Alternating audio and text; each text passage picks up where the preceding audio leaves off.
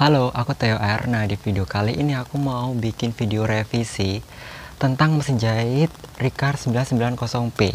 Nah, di sini mungkin aku akan meng-share revisi pemakaian aku selama beberapa ya. Mungkin segini ya, aku lupa. Pokoknya udah lama banget, udah ada 4 bulanan lebih kayaknya ya. Nah, di sini aku revisinya itu akan membahas mesinnya itu kuat berapa hari, kayak semisal sehari ini tuh bisa kuat berapa lama gitu ya. Dan yang kedua, kenapa harus memilih mesin yang ini gitu ya. Aku akan memberikan apa alasannya kalian tuh bener-bener ini loh yang lebih unggul di harga segitu. Dan terus yang ketiga, aku akan share apakah selama pemakaian ini ada kendala, apa aja sih kendalanya gitu ya. Terus yang nomor 4 nanti ada bonus di akhir untuk tips dan saran pemakaian mesinnya gitu, biar nggak ada kendala saat pemakaian. Oke, yang pertama kita langsung bahas nomor 1, mesinnya kuat berapa lama sehari. Worth it gak buat yang mau produksi nih. Nah, buat kalian yang hobi menjahit, terus kalian khawatir ya kalau terlalu lama nanti rusak nggak sih gitu ya. Tenang guys, di sini tuh di dalam sini tuh udah ada apa ya, CPU pendinginnya. Jadi kayak kipas gitu. Jadi kayak udara di dalam itu bakalan apa? Terkeluarkan lewat ventilasi udaranya sebelah sini gitu.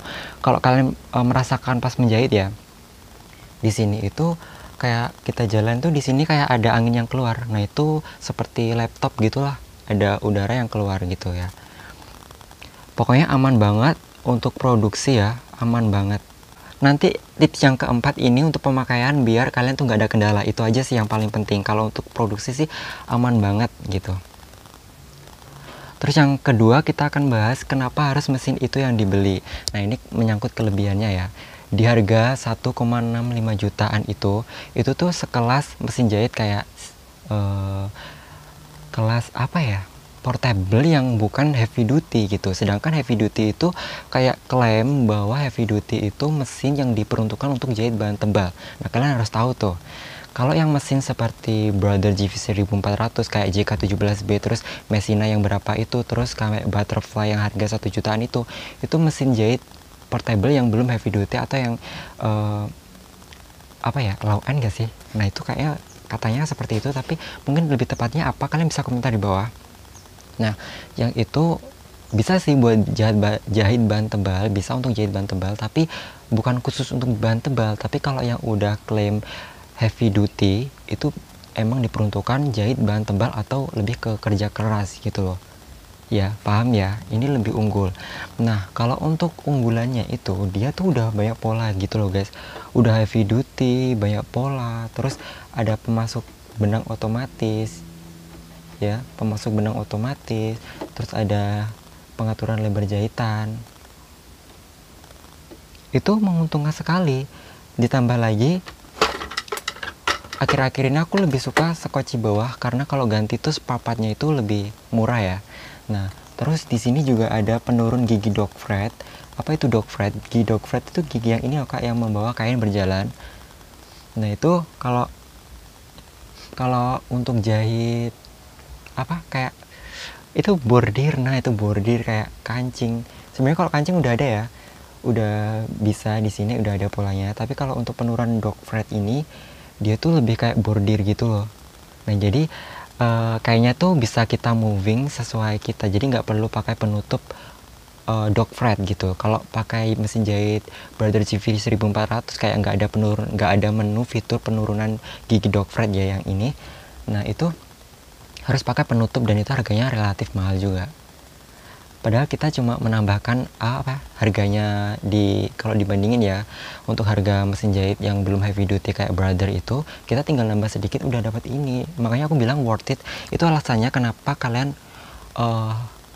ketimbang beli yang lain kalian beli yang ini aja, karena ini kayak worth it gitu loh guys, kayak banyak fitur gitu kan. Kalau di Brother GV 1400 juga belum ada beberapa menu, sama polanya juga nggak terlalu banyak gitu kan. Oke, terus kita lanjut ke yang ketiga. Untuk kendala apa aja yang aku alamin saat memiliki mesin jahit ini, apakah kayak nggak bisa jahit atau gimana-gimana. Nah, ini aku akan share. Selebihnya kalau masalah itu nggak ada ya Kak, nggak ada. Di sini semua masih seperti barunya, nggak ada masalah sekali. Aku jahit juga kayak hampir jahit bahan tebal, terus tipis juga, pokoknya segala macam. Dan aku udah sempet bikin video-video perbuatan ya. Selain itu juga di luar video aku juga bikin kayak baju-baju. Terus ini aku bikin kemarin ya kak, bentar aku tunjukin. Nah ini tuh kayak kain selimut gitu loh. Nah ini kain selimut gitu, terus aku bikin jaket gitu tuh kan, jaket-jaket ala hoodie gitu. Nah ini aman aja, nggak ada kendala kak gitu. Kalian cukup perhatikan jarumnya. Untuk kain ini tuh jarumnya kayak gimana gitu, cocoknya tuh pakai jarum apa, terus benangnya gitu ya. Untuk benangnya, jadi kalau untuk kain elastis itu seperti ini nih, kain kaos yang dia tuh apa, kalau bahasa Inggrisnya sustrek ya, kayak elastis gitu loh. Nah itu kadang dijahit tuh susah, kayak nggak ngait-ngait gitu, loncat-loncat. Nah itu emang kainnya ini susah untuk jahit, jenis bahan yang susah dijahit gitu. Jadi bukan salah mesinnya. Sekali lagi, kalau kayak jahit kain yang kayak gini, elastis gini atau licin gitu ya, biasanya akan skip. Tapi itu kalian tenang aja, kalian nggak perlu panik. Di sini ada pola yang bukan nomor tapi pola yang B ini. Jadi jatuhnya jarum tuh samping kiri ya kak, jahitan lurus tapi jatuhnya jarum tuh samping kiri. Nah sambil kalau menjahit itu jangan didiamkan gini aja, jadi kayak ada kayak ginian, jadi kayaknya tuh lebih kenceng dan udah elastisnya tuh dimaksimalin gitu loh. Nah itu bakalan pengaruh banget untuk hasil jahitan yang nggak skip gitu. Tekniknya seperti itu.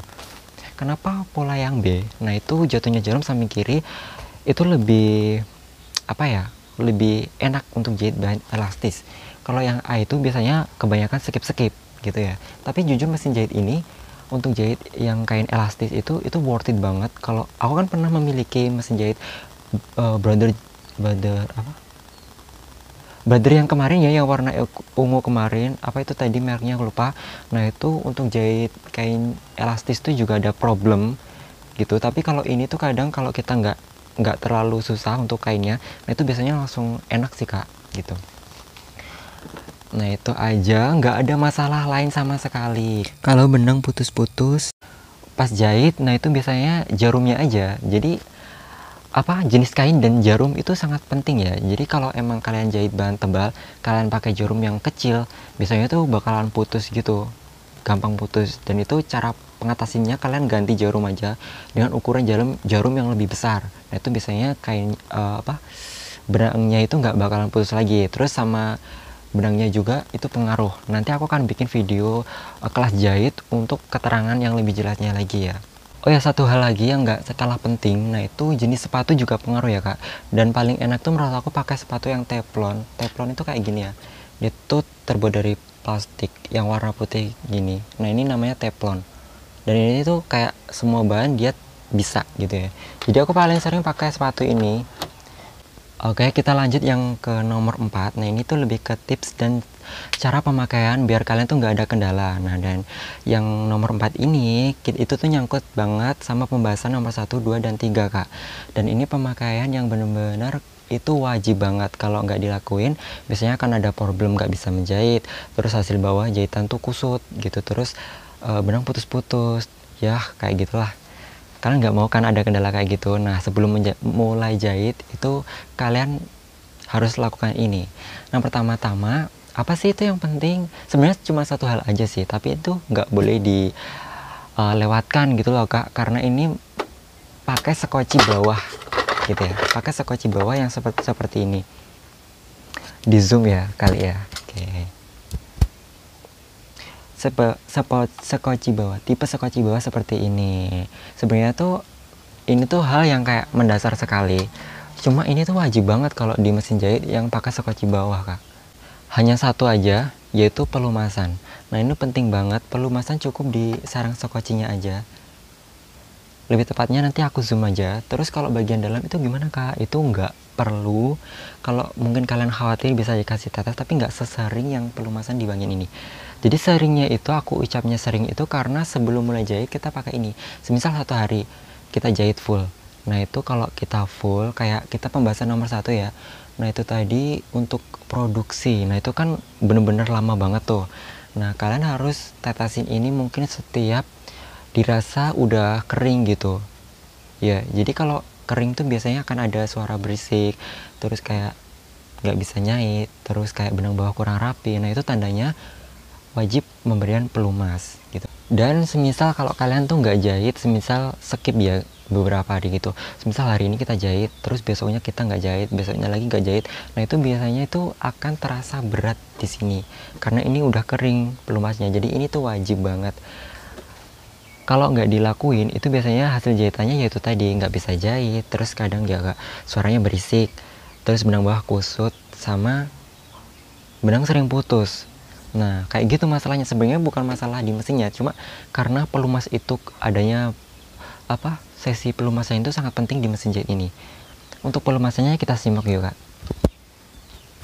Oke kak, biarkan kalian buka tutup seperti ini ya. Nah ini dibuka dulu, kalian tetesin di bawah skoci ini loh. Nah di sini kalian bisa tunjukkan di situ ya, kelihatan nggak? Nah itu satu tetesan gitu lah, nggak perlu banyak-banyak.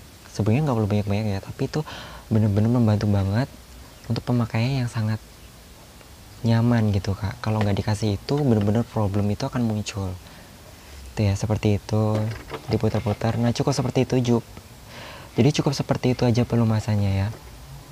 Sebelum mulai jahit wajib ini. Terus kalau bikin konveksian kan itu jahitnya banyak banget, nah itu bakalan aus juga seiring dipakai jahit dalam sehari itu. Nah biasanya sehari itu bisa dipakai lagi berulang kali gitu, tapi kalau untuk pemakaian yang sedikit itu biasanya cukup satu kali aja sih. Tapi kalau dirasa suaranya berisik itu kalian bisa langsung kasih pelumas aja di sini tadi. Caranya pun sama ya kak. Oke, jadi segitu aja video dari aku, tips dari aku dan revisi pemakaian aku selama aku lupa berapa bulan, tapi yang jelas ini udah lama banget dan gak ada kendala. Untuk jahit pahat tebal, oke. Kalian kurang apa lagi topik aku yang aku bahas? Semoga kalian suka. Mungkin ada topik lain yang kalian penasaran dengan fitur mesin jahit mini. Nah buat kalian yang masih ada kayak pertanyaan gitu, ada hal yang belum aku sebutin di video, mungkin belum terpikirkan, kalian bisa komentar di bawah. Nanti mungkin aku akan bisa balas-balas gitu lah ya. Kalian bisa komentar. Nah segitu aja video yang aku revisi untuk mesin jahit Riccar 990P. Ini tangguh banget, udah worth it lah segitu. Kayaknya ini juga bakalan awet dengan pemakaian yang aku yang hobi menjahit, yang gak terlalu bikin kayak konveksi gitu. Dia aman-aman aja. Pokoknya ikutin tips nomor 4 itu tadi ya, itu penting banget. Selebihnya kalian bisa komentar di bawah kalau ada sesuatu hal yang belum aku sebutin. Thank you so much guys, bye. Oh iya, kalian juga bisa tonton video yang lainnya, karena video yang lainnya juga seru.